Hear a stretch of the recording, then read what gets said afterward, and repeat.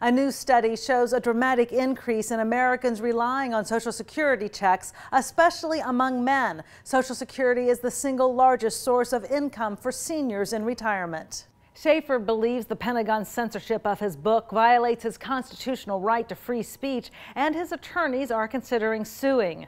On a lighter note, talks are already underway with Hollywood producers who are considering turning Operation Dark Heart into a movie. The White House is negotiating with the European Union to limit the use of anti-satellite weapons, a move some critics say could curb U.S. development of space weapons. 1 out of every 5 Americans needs a job. House Speaker Republican John Boehner is expected to introduce legislation to revive a controversial program which provides private school vouchers to D.C. kids from low-income families. The White House began phasing out the program in 2009. Senator Joseph Lieberman, an independent, is expected to introduce similar legislation on the Senate side. President Barack Obama focused much of his second State of the Union address on job creation, giving an economic pep talk to the American public, promising money to fund biomedical information and clean energy technology to fuel innovation. And to help pay for it, I'm asking Congress to eliminate the billions in taxpayer dollars we currently give to oil companies.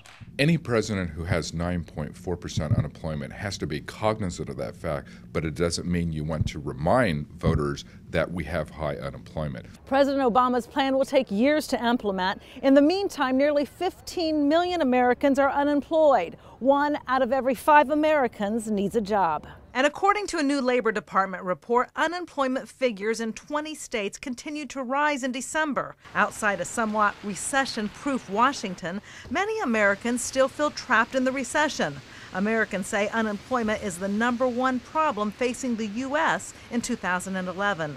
Getting that unemployment rate down is the single most important task for President Obama. It will be absolutely crucial for his upcoming re-election, and that number, more than anything else, will drive whether he actually wins or not.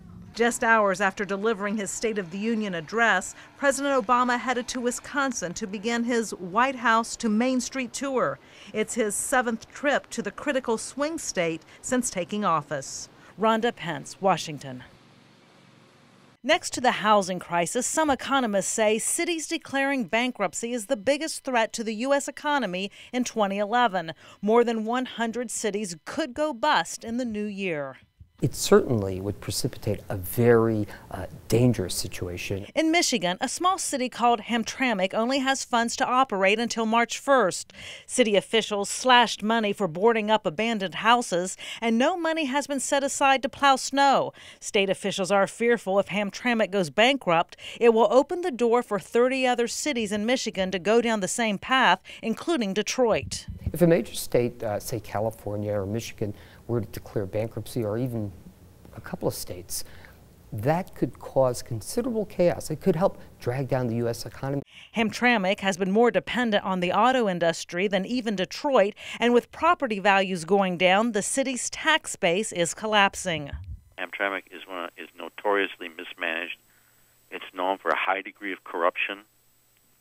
It is beholden to the labor unions.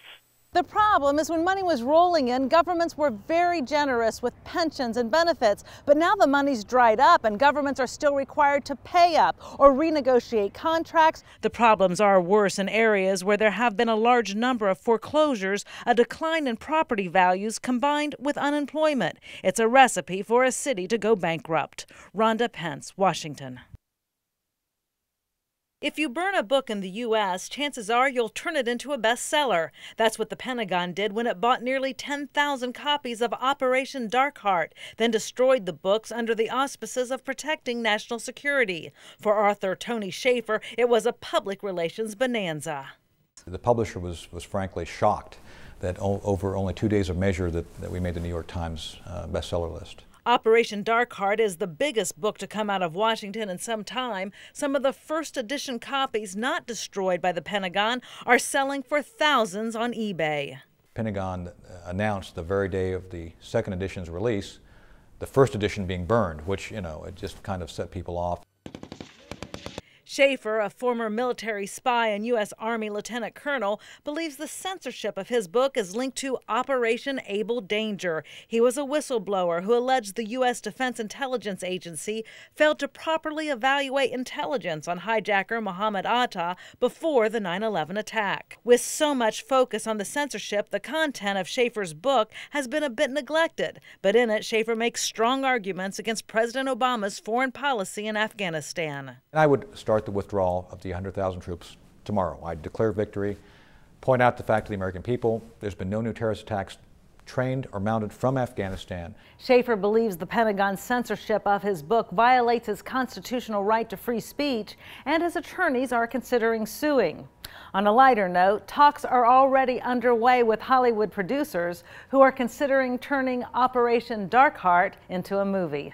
In Washington, D.C., I'm Rhonda Pence.